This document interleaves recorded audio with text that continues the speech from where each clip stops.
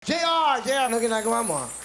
Yun po, nag-join din po ng pageant, tapos call center agent po Bakit ngayon. mo join kayo ng pageant? Ano ba yung feeling yan? Well, yung unang rason po bakit ako sumali ng pageant, Kuya Will, kasi dumating po yung punto na nawalan ho ng trabaho yung magulang ko, tapos nagkahiwalay po sila nung kinakasama niya, tumutulong din sa amin. So, wala ho siyang trabaho. Ako na lang po yung maaasahan ng magulang ko.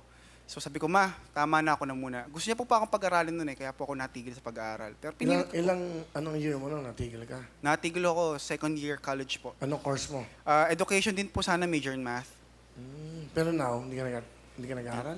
No choice po, Kuya Will. Pinag-aaral ko rin po yung pinsan ko eh. Wow, ito yung mga achievements mo. Grand winner ka ng Ginoong Makisig 2014. Yan po yung tawag noon sa Ginoong Marikina.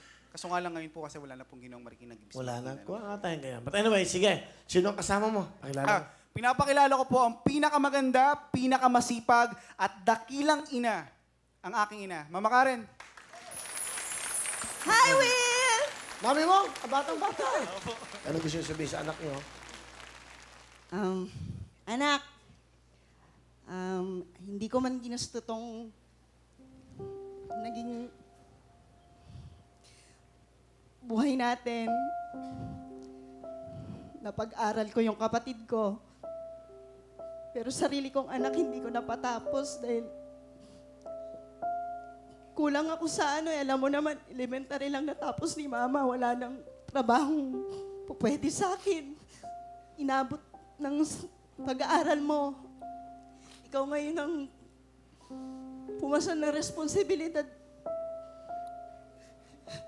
na hindi dapat sa'yo. Sorry. Walang salita na pwedeng sasapat. Paano ako magpapasalamat na ikaw ang naging anak ko?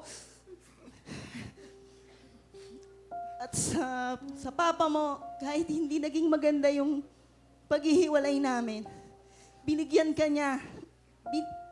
Binigay ka niya. Sa akin, ikaw yung kayamanan ko, ikaw lang. I love you, anak. Mahal na mahal kita.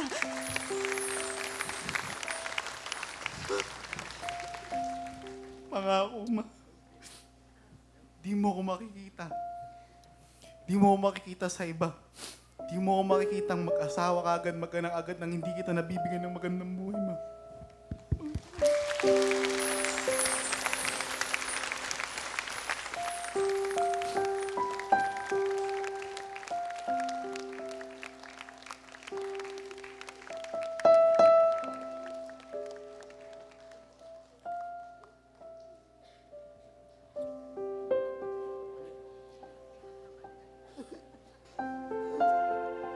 Kaya nga natin noon, lalo na ngayon.